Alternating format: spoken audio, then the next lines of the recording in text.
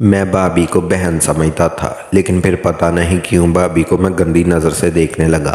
بھابھی بھی اب میرے سامنے دوپٹہ نہیں لیتی اور مجھے سونگنے لگتی، کہتی تم بہت اچھی باڈی سپرے لگاتے ہو۔ ایک دن میں سویا ہوا تھا، اچانک بھابھی میرے کمرے میں آ گئی اور آتے ساتھ ہی بھابھی نے دروازہ بند کر کے میرے ساتھ ایسا کام کیا کہ میرے دل کی دھڑکن بہت تیز ہو گئی۔ میری سانسیں تو جیسے تھم سی گئی تھی۔ یہ میں کیا کر بیٹھا تھا؟ اف، مجھے سوچ کر ہی خود سے گھنسی آ رہی تھی۔ میں آدھی رات کے اس پہر سخت سردی میں سمندر کے پانی میں گھٹنوں کے بل بیٹھا پھوٹ پھوٹ کر رو رہا تھا۔ جنوری کی سرد ہوائیں، ٹھنڈا پانی بھی میرے اندر لگی آگ کی حدت کو کم کرنے کے لیے ناکافی تھا۔ کچھ دن پہلے جو کچھ ہوا تھا وہ خیال ہی مجھے خود سے نفرت دلا رہا تھا۔ میرا جی چاہا کہ اس سمندر میں ڈوب کر اپنی جان دے دوں، مر جاؤں، ختم کر دوں خود کو۔ کہا جاتا ہے کہ عزت عورت کی چادر ہے اور مرد کا وقار عزت دار مرد کے لیے اس کی عزت ہی سب کچھ ہوتی ہے۔ میں جس خاندان سے تھا وہاں رشتوں کے تقدس کا بہت خیال رکھا جاتا تھا۔ ہم دو بھائی تھے، ایک میں اور ایک میرا بھائی کیف جو مجھ سے 7 سال بڑا تھا۔ بہن کوئی نہیں تھی۔ شروع سے ہی مجھے یہ کمی بہت محسوس ہوتی تھی۔ کیف بھائی کی شادی کو بھی 2 سال ہو چکے تھے۔ میری بھابھی مجھ سے 3 سال بڑی تھی۔ میری کوئی بہن تو تھی نہیں، اس لیے میں انہیں ہی اپنی بہن کی طرح سمجھتا تھا۔ رابعہ بھابھی کا رویہ بھی مجھ سے بڑی بہنوں جیسا تھا۔ وہ مجھے چھوٹا بھائی سمجھتی تھی، لیکن نہ جانے کیوں کچھ ماہ سے میرے ساتھ عجیب و غریب باتیں رونما ہونے لگی تھی۔ بھابھی سے میرا مذاق کا رشتہ ان کی شادی کے اول روز سے ہی شروع ہوا تھا، جیسے اکثر گھروں میں ہو جاتا ہے۔ میں کیف بھائی کے نام سے انہیں تنگ کرنے لگا تھا۔ کبھی کبھی یہ کہہ دیتا کہ میرا بھائی معصوم ہے، لیکن اسے بیوی بہت چلاک سی مل گئی۔ کبھی کہتا کہ آپ تو میرے ساتھ زیادہ جچتی ہیں، افسوس آپ کی شادی بھائی سے ہو گئی۔ میں یہ باتیں انہیں اپنی امی کے سامنے ہی کہہ دیتا تھا، وہ بھی ہنس کر ٹال جاتی تھی۔ کبھی کبھی یہ کہہ دیتی کہ ہاں مجھے بھی افسوس ہے، میں نے کیف کی تصویر دیکھ کر ہاں کر دی، کاش کہ تمہاری بھی تصویر ساتھ ہوتی تو آج ہم دونوں کو پچھتانا نہیں پڑتا۔ اور یہ بات وہ بھائی کے سامنے ہی مذاق کے اندر کہہ دیتی۔ بھائی بھی ہنس دیتے۔ میں نے ہمیشہ بھابھی کو عزت کی نگاہ سے دیکھا تھا۔ چند ماہ پہلے کیف بھائی کی کمپنی نے انہیں اپنے دبئی والی شاخ میں بھیج دیا۔ 6 ماہ انہیں وہیں کام کرنا تھا۔ جس دن سے بھابھی کو یہ پتہ چلا کہ کیف بھائی دبئی جانے والے ہیں، وہ رونے لگی تھی، بہت اداس ہو گئی تھی۔ ظاہر ہے، ایک تو فطری سی بات ہے، بیوی شوہر کی جدائی پر اداس ہو جاتی ہے۔ لیکن میں نے بھابھی سے کہا کہ بس 6 ماہ کی تو بات ہے، بھائی واپس آ جائیں گے، پھر میں بھی تو ہوں، میں آپ کو اداس نہیں ہونے دوں گا۔ کیف بھائی نے بھی بھابھی سے کہا کہ وہ روز ان سے فون پر بات کیا کریں گے۔ بھائی دبئی چلے گئے تو پھر مجھے بھی اس بات کا احساس ہوا کہ بھائی کے بغیر تو ہمارا گھر ہی سونا سونا سا ہو گیا ہے۔ لیکن پھر بھی میں بھابھی سے باتیں کرتا رہتا۔ پہل تو وہ روتی رہتی تھی، کیف بھائی کو بہت یاد کرتی تھی۔ 2 دن اگر بھائی کا فون نہ آتا تو وہ فکر مند ہونے لگتی تھی۔ لیکن ابھی 2 ماہ ہی ہوئے تھے بھائی کو گئے ہوئے، تو بھابھی کا رویہ میرے ساتھ بدلنے لگا۔ میں آفس سے آ کر کھانا کھاتے ہی باہر دوستوں میں چلا جاتا تھا۔ مین گیٹ کی چابی میرے پاس ہوتی تھی، اس لیے میں دیر تک دوستوں میں بیٹھ کر ہی گھر واپس آتا تھا اور آ کر اپنے کمرے میں سو جاتا تھا۔ لیکن ایک بار میں گھر میں داخل ہوا تو بھابھی صحن میں کھڑی تھی۔ مجھے دیکھ کر مسکرانے لگی، کہنے لگی، یہ تم اتنی دیر تک باہر کیوں رہتے ہو؟ مجھے ان کی بات پر حیرت سی ہوئی، کیونکہ پہلے انہوں نے مجھ سے کبھی یہ سوال نہیں کیا تھا، کبھی میرے آنے جانے پر سوال نہیں کیا تھا۔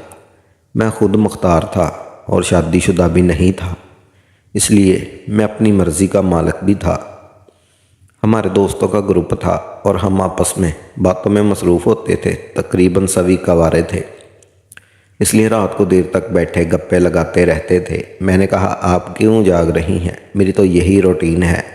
میرا انداز مدافعانہ تھا، لیکن میری حیرت کی انتہا نہ رہی جب وہ میرے بہت قریب آ گئی، پھر میری شرٹ سونگھنے لگی۔ میں تو بدک کے پیچھے ہٹا۔ یہ کون سا انداز تھا ان کا؟ میں نے حیرت اور غصے کے ملے جلے انداز سے انہیں دیکھا तो वो मुझे घूर कर कहने लगी, तुम सिगरेट पीने लगे हो, मुझे तुम्हारे कपड़ों से सिगरेट की बू आ रही है। तुम बात कर रहे हो तो तुम्हारे मुंह से भी सिगरेट की बदबू आ रही है। मैं उनकी बात सुनकर पहले तो चंबे में आ गया, लेकिन फिर संभल कर बोला, क्या हो गया भाभी, आपको मैं क्यों सिगरेट पीने लगा? हमारे घर में कोई भी मर्द सिगरेट नहीं पीता था। हमारी वालदा ने हमेशा इस बात पर हम दोनों भाइयों पर सख्ती की थी, इसलिए मुझे भाभी की बात सुनकर ताज्जुब सा हुआ। कहने लगी, तुम झूठ बोल रहे हो मुझसे। अगर तुमने सिगरेट नहीं पी तो फिर मुझे शक दूर करने क्यों नहीं दे रहे हो? मैं कैफ से कह दूंगी कि तुम मेरी बात नहीं मानते और भाई के दुबई जाते ही सिगरेट पीने लग गए हो। वो ऊंचे लहजे में बात कर रही थी। मैं तो उनके इस अंदाज को देखकर मुतहर्र था और फिर से मेरे करीब आ गई और मेरी शर्ट सूंघने लगी। मैंने उन्हें इसलिए भी नहीं रोका कि उनके बुलंद लहजे पर कहीं मेरी अम्मी ना उठ जाए, वरना वो यही समझी थी कि मैं सिगरेट पी के आया हूँ, क्योंकि भाभी का मिलनसार रवैया मेरी माँ को अपना गरेदा बना चुका था। मैं बुरी तरह से उस वक़्त काम कर रह गया जब राबिया भाभी ने मेरी शर्ट सूंघते हुए मेरे गले से लग गई। मैंने फ़ौरन खुद से जुदा किया। वो खौफज़दा होकर कहने लगी, वो देखो सामने छिपकली, फहद मुझे बहुत डर लग रहा है। छिपकली से मैंने देखा दीवार को कोने पर छिपकली थी। मेरा गुस्सा एकदम ही दूर हुआ था, क्योंकि वो वाकई छिपकली से डरती थी। शायद छिपकली को देखकर वो एक साख्ता सी गलती कर बैठी थी और अभी भी इन्हें एहसास के लिए नहीं था कि वो अभी भी छिपकली के खौफ में थी। मैंने कहा, आप इतनी बड़ी हो कर छिपकली से डरती हो? मेरी बात पर वो खफगी से बोलने लगी, तुम मेरा मजाक उड़ा रहे हो? जाओ, मैं तुमसे नहीं बोलती। कैफ को आने दो, मैं तुम्हारी शिकायत लगाऊंगी। मैंने उनकी बात पर हंसने लगा। वो पहले जैसी हो चुकी थी। मैं ये समझा कि शायद ये एक बेख्तियारी सा अमल था। छिपकली को देखकर भाभी घबरा गई थी। फिर मैं अपने कमरे में जाने लगा तो भाभी मुझसे कहने लगी कि कुछ देर मेरे पास बैठ जाओ फहद, मुझे नींद नहीं आ रही। अपने भाई के सामने तो तुमने बड़े वादे किए थे कि मुझे वक़्त दोगे, मुझे उदास नहीं होने दोगे, और अब ऑफिस आते ही दोस्तों में चले जाते हो। मैंने बेचारगी से उन्हें देखा। फिर वो अपनी कलाई उन्हें दिखाने लगा जिस पर घड़ी बंधी थी। मैंने कहा, रात के 12 बज रहे हैं भाभी, मुझे सुबह ऑफिस भी जाना है, लेकिन मेरा वादा, कल मैं आपके साथ मिलकर कैरम खेलूँगा। जब कैब भाई यहाँ थे तो हम तीनों मिलकर बहुत मज़े करते थे, लूडो कैरम खेलते थे। अगले रोज़ मैं ऑफिस से आते ही खाना खाकर भाभी के साथ कैरम खेलने लगा। अभी हमारे पास भाभी बैठी थी, लेकिन इशा की अजान होते ही अम्मी कमरे में चली गई। अब सिर्फ मैं और भाभी ही कैरम खेल रहे थे। इस खेल में मैं मास्टर था, इसलिए कभी भी नहीं हारा था। भाभी को भी तंग कर रहा था कि वह मुझसे जीत नहीं सकती, क्योंकि वह बिल्कुल अनाड़ी थी, हर बार हार जाती थी। लेकिन खेलते ही खेलते भाभी ने एक ऐसी हरकत की कि मैं दंग रह गया। मुझे उनसे ऐसी उम्मीद तो हरगिज़ ना थी। कहने लगी, इस बार मैं तुम्हें जीत के दिखाऊंगी। ये कहकर उन्होंने जब अपना दुपट्टा उतार कर पीछे रख दिया तो मेरी नज़र बेसाख्ता उनके चुस्त लिबास पर पड़ी। मैंने फ़ौरन से नज़रें झुका ली। मुझे भाभी की ये हरकत बहुत बुरी लगी थी। मैंने वहीं गेम बीच छोड़ दी। मैं सोच भी नहीं सकता था कि वह ऐसा भी कर सकती हैं। अभी अम्मी की मौजूदगी में तो दुपट्टा सर पर अच्छी तरह से जमाए बैठी थी। मैंने उन्हें गुस्से में कहा, मुझे अपने दोस्तों में जाना है, मैं फिर कभी खेलूँगा। वो मुझे हैरत से देखने लगी, लेकिन मैं उठकर वहाँ से चला गया। लेकिन आज दोस्तों की बैठक में भी मेरी तवज्जो भाभी की जानिब थी। कैसी अजीब हरकत की थी उन्होंने। बेशक मैं इन्हें अपनी बहन समझता हूँ, लेकिन फिर भी कुछ तो लिहाज होते हैं। देवर के साथ उठने बैठने के भी कोई ढंग होते हैं। मैं जैसे जैसे भाभी की इस गैर मुनासिब हरकत को सोचता, इतने ही मुझे उन पर गुस्सा आने लगता। मैं रात को जब अपने घर दाखिल हुआ तो वह लाउंज में सामने ही खड़ी थी। मैं इस बार इन्हें नज़रअंदाज किया और अपने कमरे की जानिब बढ़ गया, लेकिन मेरी हैरत की इंतहा न रही। वो तो अजीब औरत थी, जल्दी से मेरे सामने आ खड़ी हो गई। उनकी इस तरह एकदम अपने सामने खड़े होकर रास्ता रोकने पर मैं हैरान भी हुआ और एकदम पीछे भी हटा, वरना तो उनके साथ बुरी तरह से टकरा जाता। वो कहने लगी, तुम अभी सोए नहीं? مجھے نیند نہیں آ رہی فہد، اس لیے مجھ سے بات کرو۔ میں نے غصے سے سرخ ہوتی آنکھوں سے انہیں دیکھا اور کہا کہ آپ ہوتی کون ہے مجھ پر روب جمانے والی؟ دیکھیں، میں کسی مرضی پر نہیں چلتا۔ آج کے بعد جب میں اس وقت گھر لوٹوں تو آپ مجھے یوں باہر کھڑی نظر نہ آئیں، اور آپ نے دل ہی لگانا ہے تو رات کو بھائی سے فون پر بات کر لیا کریں۔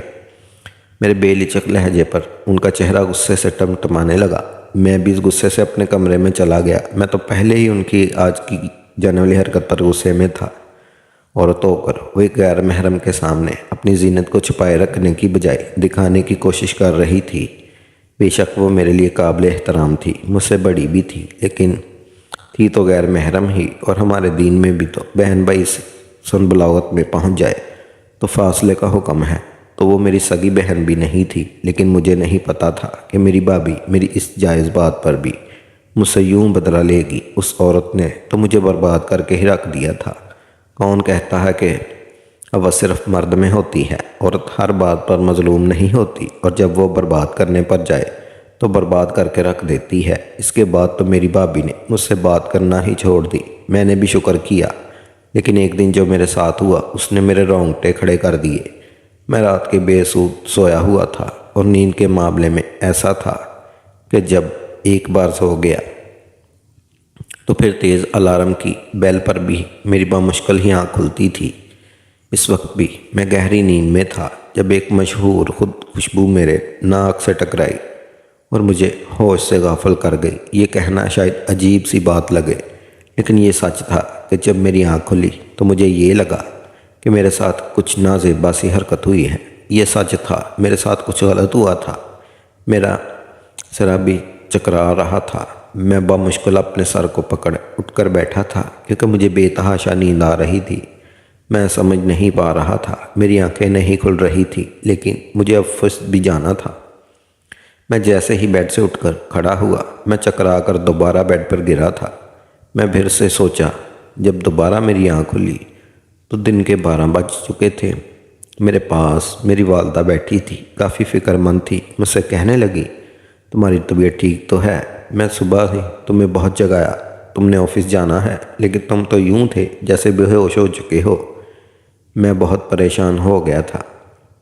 میں نے کہا کہ ہاں، پتہ نہیں کیوں مجھے اتنی نیند آ گئی۔ میں ابھی نیند کی غنودگی میں تھا۔ امی کہنے لگی، تم فریش ہو جاؤ، میں تمہیں ناشتہ بنا دوں۔ یہ کہہ کر امی کمرے سے باہر نکل گئی، لیکن میری اصل جان اس وقت نکلی جب مجھے اپنی شرٹ پر ایک زنانہ لمبا بال نظر آیا۔ میں نے اپنے بیڈ پر غور کیا تو چادر بکھری پڑی تھی، حالانکہ مجھے ایک ہی جانب سونے کی عادت تھی، پورے بیڈ پر ہی نہیں سوتا تھا۔ جو چیز دیکھ کر میرے ہوش اڑے وہ ایک کان کا ٹوپس تھا۔ وہ ٹوپس دیکھ کر ہوش و حواس سے غافل ہوا تھا۔ وہ بھابھی کا ٹوپس تھا، جو ان کی شادی پر چھوٹے بھائی ہونے کی حیثیت سے میں نے انہیں تحفہ دیا تھا۔ مجھے لگا کسی نے مجھے اندھیری کھائی میں پھینک دیا ہو۔ میں تو ایسی بات سوچ بھی نہیں سکتا تھا۔ میرا سر پہلے ہی چکرا رہا تھا، لیکن یہ سب کچھ دیکھ کر تو میرے دماغ کی رگیں سی کھینچنے لگی۔ میں جب نہا دھو کر واپس آیا تو یہ دوسرا انکشاف مجھے یہ دیکھ کر ہوا کہ میری بھابھی آج یوں خوش تھی جیسے اسے نہ جانے کیا مل گیا ہو۔ وہ نہا کر گیلے بالوں کو کھلا چھوڑ کر ٹیبل پر ناشتہ لگا رہی تھی۔ میں بڑے تنے ہوئے اعصاب سے ٹیبل پر بیٹھا تھا۔ بھابھی نے ناشتہ میرے سامنے رکھا، میرے برابر میں بیٹھ گئی۔ ان کے چہرے پر پھیلی دل فریب مسکراہٹ دیکھ کر مجھے تو آگ سی لگ گئی تھی۔ میں نے ٹھیک سے کچھ بھی نہیں کھایا تھا، بس چائے پی کر اٹھ گیا۔ اب میں اپنا کمرہ لاک کر کے سونے لگا تھا۔ اب میری بھابھی کا موڈ اور بھی زیادہ خراب رہنے لگا۔ مجھے یہ حل ٹھیک لگا تھا، لیکن شاید مجھ پر آزمائشوں کا سلسلہ شروع ہو چکا تھا اور فرار کی کوئی راہ مجھے نہیں مل رہی تھی۔ ایک دن میں آفس سے گھر لوٹا تو میری والدہ حد درجہ پریشان تھی۔ کہنے لگی، رابعہ کی طبیعت بہت خراب ہے، تم ڈاکٹر کے پاس لے جاؤ۔ میں نے پہلے تو صاف انکار کر دیا۔ مجھے تو اس عورت سے اب گھن آنے لگی تھی، نفرت سی ہو گئی تھی۔ میں تو اسے دیکھ کر راہ بدل لیتا تھا۔ میں نے کہا، امی، بھائی کو یا تو واپس بلا لیں یا پھر ان کی بیوی کو وہاں بھیج دیں۔ میں اس قسم کی ذمہ داریاں نہیں لے سکتا۔ میری بات سن کر شاید میری والدہ کو یقین نہیں آ رہا تھا کہ میں یہ سب کچھ کہہ رہا ہوں۔ مجھے اس عورت کی شکل سے بھی نفرت ہو گئی تھی۔ امی مجھ سے کہنے لگی، کیا بات ہے بیٹا، وہ بہن ہے تمہاری، بیمار ہے، چلو شاباش، اسے ڈاکٹر کے پاس لے کر جاؤ۔ مجبوراً ہی صحیح، لیکن مجھے اس عورت کو ڈاکٹر کے پاس لے کر جانا پڑا۔ جیسے اب بھابھی کہنے کو بھی میرا دل نہیں کرتا تھا، لیکن جو خبر مجھے وہاں جا کر سننے کو ملی، میری تو روح ہی فنا ہو گئی تھی۔ میری وہ خبیث بھابھی امید سے تھی۔ بھائی کو گئے 4 مہینے بیت گئے تھے، اس لیے یہ واضح بات تھی کہ جو گناہ ان کے وجود میں پل رہا تھا وہ ناجائز تھا، اور وہ 20-22 دن پہلے جو کچھ میرے ساتھ ہوا تھا اس کی خبر سننا میرے لیے ڈوب مرنے کا مقام تھا۔ میری بھابھی میسنی ہنستے ہوئے مجھ سے کہنے لگی، میں تمہارے بچے کی ماں بننے والی ہوں۔ میں پھٹی پھٹی آنکھوں سے اس گھٹیا عورت کو دیکھ رہا تھا۔ پھر وہ مسکرا کر کہنے لگی، اب یہ مت کہنا کہ یہ جھوٹ ہے۔ میں اپنا ٹوپس تمہارے بستر پر چھوڑ کر آئی تھی تاکہ جب تم جاگو تو اچھی طرح سے جان لو کہ نیند کے نشے میں کچھ تم میرے ساتھ کر چکے ہو۔ تمہیں اس کا احساس ہو جائے گا۔ اب اگر تم نے میری بات آگے بھی نہ مانی تو جو کچھ تم نے میرے ساتھ کیا ہے اس کا ثبوت کس طرح سے سب کے سامنے پیش کروں گی، یہ تم اچھی طرح سے جانتے ہو۔ پھر وہ مجھ سے روز بدکاری کا کہنے لگی جو میں مر کے بھی نہیں کر سکتا تھا۔ عورت اگر اپنی ضد پر آ جائے تو مرد کو کہیں کا نہیں چھوڑتی۔ میں نے انہیں گھر کے پاس چھوڑا اور خود باہر آوارہ سڑکوں پر پھرتا رہا۔ میرا ذہن بالکل مفلوج ہو کر رہ گیا تھا۔ جس اذیت سے میں گزر رہا تھا وہ میرے لیے ناقابل فراموش تھی۔ میں دل ہی دل میں دعا مانگ رہا تھا۔ میں گناہ نہیں کرنا چاہتا تھا۔ مجھے نہیں پتا کہ میں کتنے گھنٹوں سے مختلف سڑکوں پر بائک چلا رہا تھا۔ مجھے ہوش اس وقت آئی جب سامنے سمندر نظر آیا۔ میں نے سمندر دیکھ کر بائک روک کر سمندر میں چلا گیا۔ اچھی خاصی سردی تھی لیکن میرے اندر تو آگ چل رہی تھی۔ میں کیسے اس گناہ سے بچ سکتا ہوں؟ میں بے حد پریشان تھا۔ اگر یہ خبر کیف بھائی کو ہو گئی اور انہوں نے بھابھی کو مظلوم سمجھ کر مجھے قصوروار ٹھہرا دیا تو میں سب کیسے آنکھیں ملاؤں گا؟ ایک ایسا مرد جسے اپنی عزت بہت عزیز ہوتی ہے، اس کے لیے یہ سب سوچیں بناک ہوتی ہیں۔ میں ایسے ہی سوچوں کے گرداب میں پھنسا۔ جب واپس گھر پہنچتا تو جیسے ہی میں نے دروازہ کھولا، سامنے کا منظر دیکھ کر میں دنگ رہ گیا۔ میری بھابھی ایک غیر مرد کے گلے لگی ہوئی تھی۔ اسے کہہ رہی تھی کہ میں نے تمہارے گناہ کو چھپانے کا انتظام کر لیا ہے، میں سارا الزام اپنے دیور پر لگا دوں گی۔ یہ سب سن کر میں ساری کہانی سمجھ گیا تھا۔ وہ مجھے اپنے گناہ کو چھپانے کے لیے استعمال کر رہی تھی۔ میں نے اس شخص کو پکڑ لیا اور اندھا دھند مارنا شروع کر دیا۔ مجھ سے بھابھی اس شخص کو چھڑوانے لگی۔ شور سے میری امی بھی اٹھ گئی۔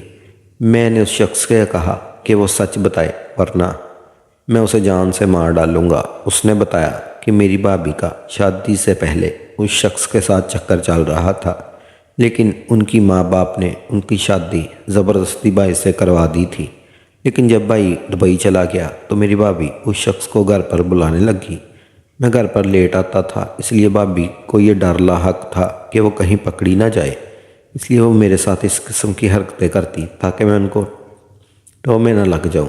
یہ سب سن کر تو میری والدہ رونے لگی۔ میں نے اپنے بھابھی سے کہا کہ وہ اسی شخص کو اپنے ساتھ لے کر ہمارے گھر سے نکل جائے۔ وہ شرمندہ سی گھر سے نکل گئی۔ جب بھائی کو پتہ چلا تو انہوں نے بھابھی کو طلاق دے دی، اور میں بے قصور تھا، اس لیے اللہ نے میری عزت بچا لی۔ اگر انسان خود مضبوط ہو تو اسے کوئی بھی گناہ کی طرف نہیں کھینچ سکتا۔